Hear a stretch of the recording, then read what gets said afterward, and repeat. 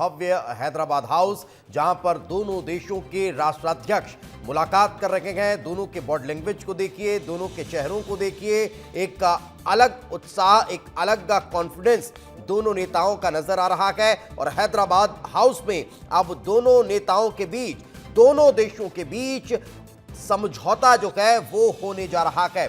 लगभग 25 ऐसे विषय हैं जिन पर बातचीत होगी। इस पे भारत की सुरक्षा को और कैसे मजबूत किया जा सकता है, उस पर बात होने वाली है।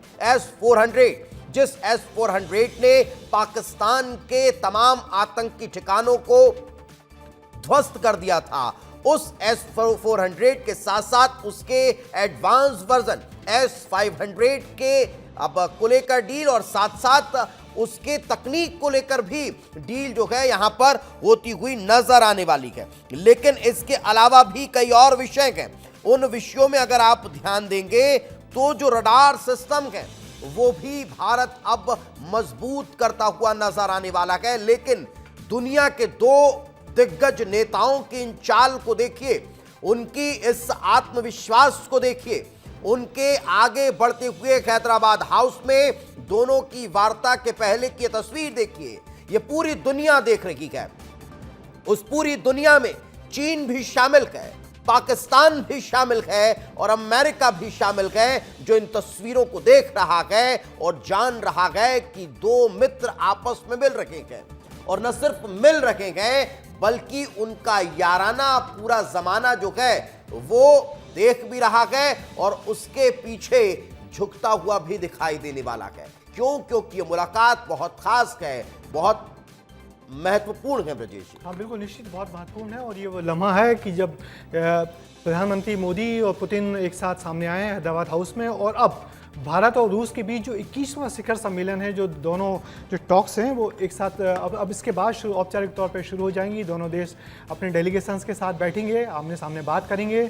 पुतिन के साथ एक बहुत बड़ा डेलीगेशन आए हैं जिसमें उनके देश के उद्योगपति हैं, उनके देश के प्राइम मिनिस्टर्स हैं, और सारे लोग बैठ के आपस में बात करेंगे। जिसकी चर्चा भी सर ने कही है कि हम यहाँ ऊर्जा समझौते पर बात करेंगे, हम यहाँ रक्षा समझौते पर बात करेंगे, हम यहाँ जो मैन पावर एक्सचेंज की बात करेंगे, और खासकर जो सांस्कृतिक सहयोग की बात है, सांस्कृतिक आदान प्रदान की बात है। भारत रूस एक दूसरे से बहुत गहरे जुड़े हुए हैं लंबे अरसे से, तो दोनों एक दूसरे के बीच जो बात करेंगे, तो अब ये जो फॉर्मल टॉक है वो अब शुरू होगी। अभी तक जो कुछ होता रहा, कल जो कुछ होता रहा, वो सब कुछ इनफॉर्मल था। बिल्कुल। और इस वक्त की बड़ी खबर, पुतिन ने महात्मा गांधी को श्रद्धांजलि अर्पित की और वहां से सीधे वे हैदराबाद हाउस के लिए रवाना हो चुके हैं। विजिटर्स बुक में उन्होंने सिग्नेचर किए गए। आधुनिक भारतीय राज्य के संस्थापकों को उन्होंने नमन किया कि महात्मा गांधी के निवेश में शांति के लिए उन्होंने योगदान का जिक्र किया है। तो ये बड़ी जानकारी आपको दे रखे हैं। पुतिन ने ये सिग्नेचर जो है वो विजिटर्स बुक में किए थे, एक मैसेज वहां पर किया था।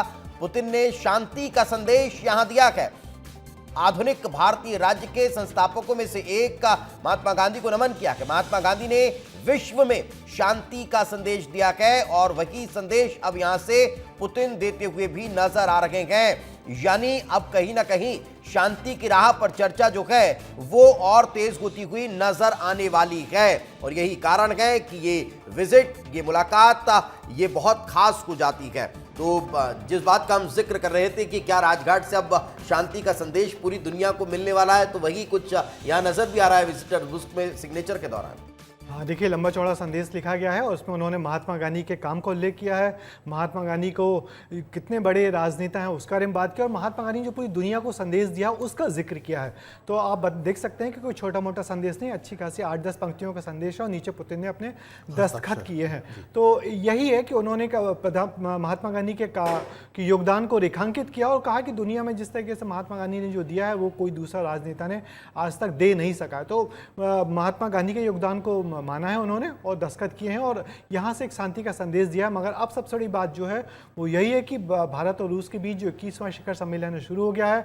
हैदराबाद हाउस के खूबसूरत फोटो हम लोगों ने देख लिया है, और प्रधानमंत्री मोदी और पुतिन अपने डेलीगेशन के साथ आपस में एक दूसरे के साथ बातचीत बस अब थोड़ी देर के वक्त के बाद ही शुरू हो जाएगी। सर, आप अगर इस मैसेज को लेकर कुछ कहना चाहें। देखिए, जैसा कि ब्रजेश जी ने कहा कि शांति और सद्भाव की बात की गई है, और महात्मा गांधी और भगवान बुद्ध दोनों पूरी दुनिया में भारत की पहचान है। और गांधी के प्रति बहुत सम्मान है। एक वक्त था कि जबकि आप याद कीजिए कि कोई विदेशी राजनयिक आता था या नेहरू और खुर्शीचेव मिलते थे तो शांति के कपोत उड़ाते थे। तो शांति के कपोत भले ही ना उड़ाए जाएं, लेकिन गांधी की शांति, सद्भाव और भाईचारे की में पूरी दुनिया की आस्था है और पूरी दुनिया के लगभग 150 देशों में गांधी की प्रतिमाएं हैं। और गांधी एक विश्वास और आस्था और आशा के केंद्र बने हुए हैं।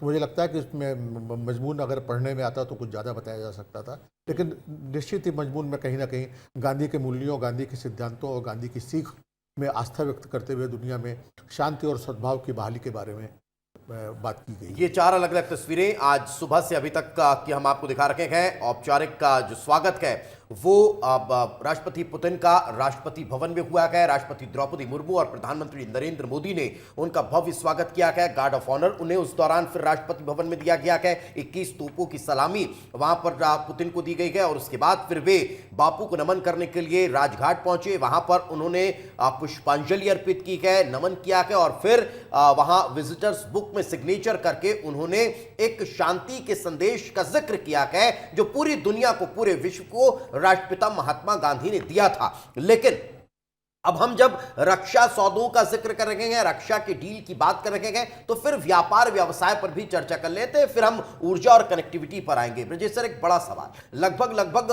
जो चर्चा है वो $100 अरब के ट्रेड की चर्चा चल रही है कि अब भारत और रूस के बीच जो व्यापार है वो उस स्तर पर पहुंच जाए कि लगभग $100 अरब का ट्रेड जो है वो शुरू हो जाए। बिल्कुल। तो सबसे अभी जो लक्ष्य, अभी हम लोग तकरीबन $70 अरब का जो है हमारा भारत और रूस के बीच व्यापार होता है, उसको बढ़ा के अब जो लक्ष्य है कि $100 अरब के बीच का व्यापार हो जाए, जिसमें हालांकि व्यापार असंतुलन है, हम रूस से लेते ज़्यादा हैं और देते कम है उसको। तो अभी पुतिन के अपने इंटरव्यू में उन्होंने कहा कि मैं हमेशा अपने अधिकारियों से कहता हूँ कि किस तरीके से हम भारत से ज़्यादा चीज़ें ले सकते हैं, मगर आप देखेंगे कि जो ट्रेड डील है, ट्रेड डील में बहुत बड़ा हिस्सा आर्म्स का होता है, जो हथियार हम लोग खरीदते हैं, तो उनकी प्राइसिंग बहुत ज़्यादा होती है। और जो एटॉमिक एनर्जी है वो भी हम लोग रूस से आयात करते हैं। आपको याद होगा दीपेश कि हम लोग अभी अपना तमिलनाडु में जो नया एटॉमिक प्लांट बन रहा है, उस जगह पर वो जो टेक्निक है वो भी हम लोग रूस के सहयोग से बना रहे हैं। और हमारे जितने न्यूक्लियर सेक्टर्स हैं या न्यूक्लियर पावर प्लांट हैं, सभी जगह हम रूस के सहयोग से ही आगे बढ़े हैं। तो न्यूक्लियर एनर्जी भी हम लोग, न्यूक्लियर टेक्नोलॉजी भी हम लोग रूस से ही लेते हैं, तो इसलिए बहुत बड़ा हिस्सा उसका है। बाकी तो हम लोग पहले रूस से गेहूं खरीदते थे, रूस से मक्का खरीदते थे, मगर अब वो अनाज के मामले में हमारा अब हम उस स्तर पर पहुंच चुके हैं कि भारत बहुत समृद्ध हो चुका है।